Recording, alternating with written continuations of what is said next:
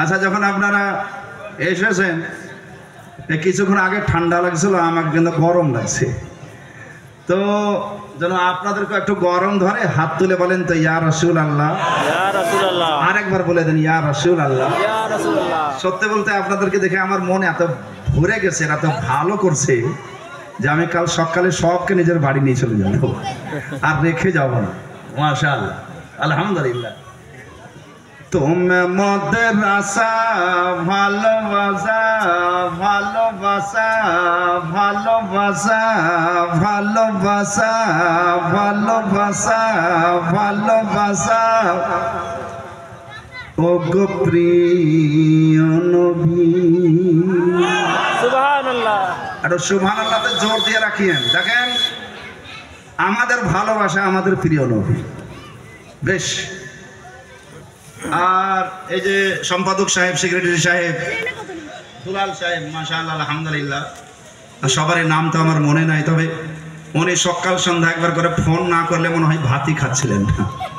হ্যাঁ, একবার ফোন করবে। যাই হোক, মাশাআল্লাহ। তুমি মদের আশা, মাইক মান আপনি একটু ইউক দেন, গজলের সময় দিবেন, তারপর দেখা যাবে। তুমি মদের আশা ভালোবাসা ভালোবাসা ও গো প্রিয় নবী।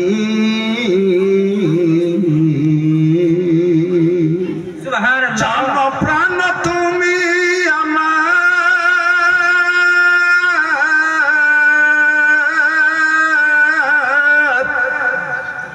জানো প্রাণ তুমি আমার, তুমি আমার সবই ও গো প্রিয় নবী।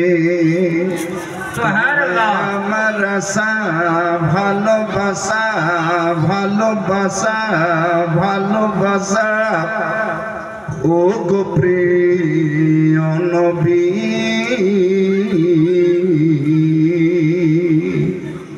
কলেজা ফেটে যাই যখন কেউ শোধাই, তোমার কি যাওয়া হবে না নবী পাকের মদিনা।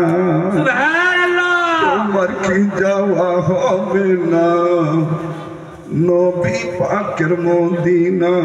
কলেজা ফেটে যাই যখন কেউ শোধাই, তোমার কি যাওয়া হবে না নবী পাকের মদিনায়। তোমার কি যাওয়া হবে না নবী পাকের মদিনা। এই গজলটা শুধু গজল নয়, কোরআনের তরজমায় এই গজলে ভরা আছে। মক্কা থেকে হিজরত করে সাহাবী নবীর সঙ্গে মদিনায় এসে গেছে একজন সাহাবী, তার নাম হলো জুন্দা। বয়স্ক বুড়ো লোকটা যেতে পারেনি। কাফেরেরা এই জুন্দাকে বলে, জুন্দা গো, সবাই মক্কা খালি করে চলে গেছে, তোমার কি যাওয়া হবে না। হযরতে জুন্দা রাদিয়াল্লাহু তাআলা আনহু বলেন, ও মক্কাবাসী, এ মক্কা শরীফে আল্লাহর পবিত্র কাবা অবস্থিত। এই মক্কা শরীফে হাজরে আসওয়াদ রয়েছে, এই মক্কা শরীফে সাফা মারওয়া রয়েছে, এই মক্কা শরীফে জমজমের পানি রয়েছে। কিন্তু কেন যে আমাকে ভালো লাগে না আমি নিজেই বুঝতে পারি না। হযরতে জুন্দা এই কথা কেন বলছেন বলে আমি ঠিক বলছি। কিসের জন্য বলছেন? যে মক্কাতে আমার নবী নাই, আমার মন লাগে না। আমার আকা আমার মুস্তাফা চলে গেছেন, আকা মুস্তাফার জন্য পাগল। এটা মক্কা শরীফের কথা শুনলেন, আমার নবী মুস্তাফা মদিনা শরীফে ইন্তেকাল করে গেছেন। দুদিন পরে দেখতে পাওয়া যায় আর বেলাল বাজারেও নাই, বেলাল মসজিদে নববীতেও নাই।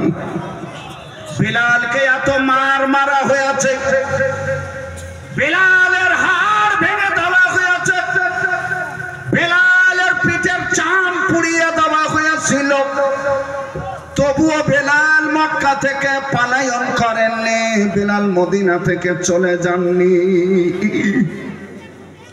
নবীর ওয়াফাতের দুদিন পরে বেলালকে দেখতে পাওয়া যায় না। হাবশাতে যখন এই সাহাবাগণ গেছেন, হযরতে বেলালের সঙ্গে দেখা, জিজ্ঞাসা করছেন, বেলাল কি ব্যাপার, আমাদের মদিনা ছেড়ে কেন চলে এসেছেন? বেলাল বলেছিলেন, যে দেশে নবী নাই সেই দেশে বেলাল নাই। প্রাণের বন্ধুগণ আমার, এইগুলো নবী মুস্তাফার সাহাবীর মহব্বত ছিল। ওই মুসলমান, আপনি কত কদরের মুসলমান! আকা মুস্তাফা সাল্লাল্লাহু তাআলা আলাইহি ওয়াসাল্লাম সাহাবীদের ব্যাপারে ভুলেছেন। নবী মুস্তাফার হাদিস শরীফে লেখা আছে, আমার নবী মুস্তাফা বলেন, লা তামাসসুন নারু মুসলিমান, ওই মুসলমানকে জাহান্নামের আগুন স্পর্শ করতে পারে না। রাআনি, যে মুসলমান আমাকে চোখে দেখে নিয়েছে, যে মুসলমান আমাকে চোখে দেখে নিয়েছে, সেই মুসলমানকে জাহান্নামের আগুন স্পর্শ করতে পারে না।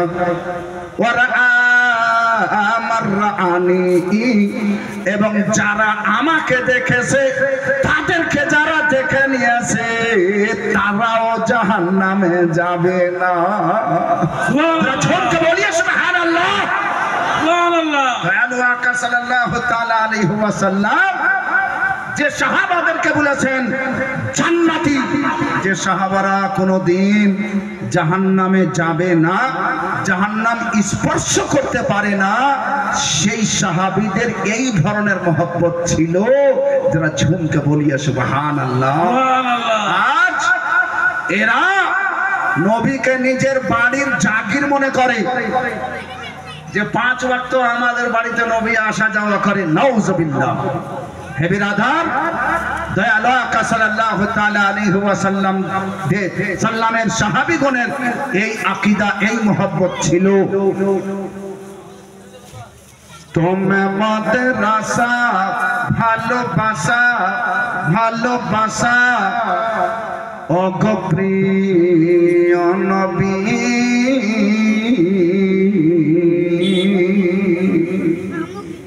কলেজা খেপে যাই যখন কেউ ভাই, তোমার কি যাওয়া হবে না নবী পাকের মদিনায়? তোমার কি যাওয়া হবে না নবী পাকের মদিনায়? তোমার কি যাওয়া হবে না নবী পাকের মদিনা? আর কত কাল,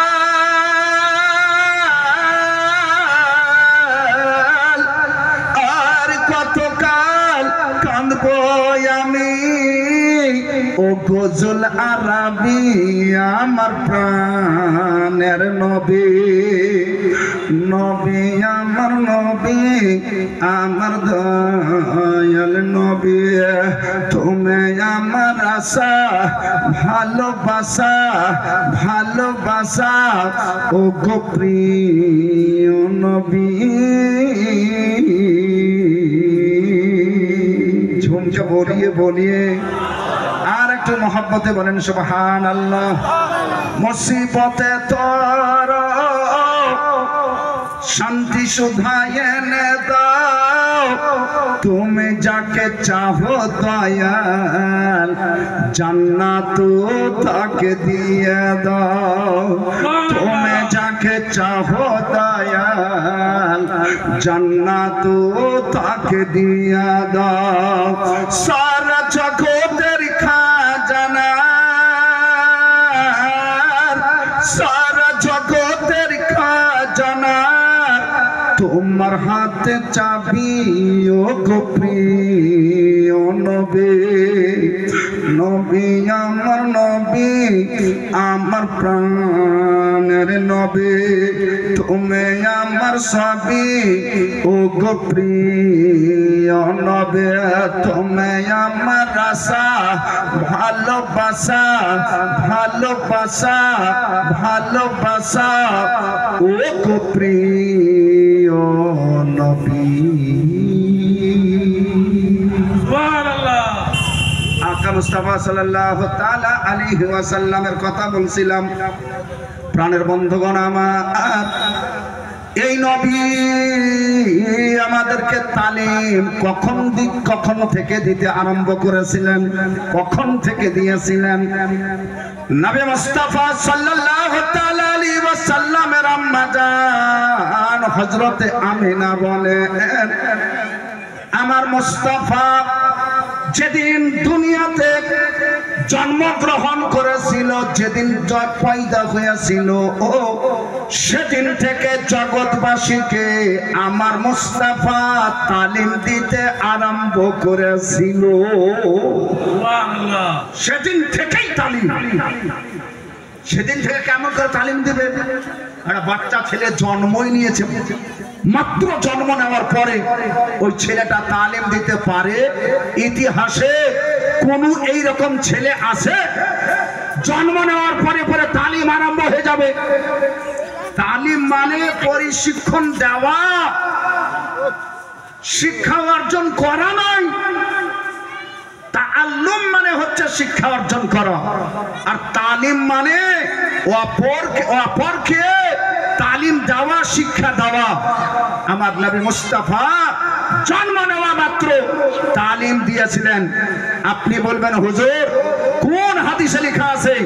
আলহামদুলিল্লাহ, আমি আগেই বলেছি যে আমি এদিক সেদিক কথা বলবো না, যা বলবো হাদিস থেকে বলবো।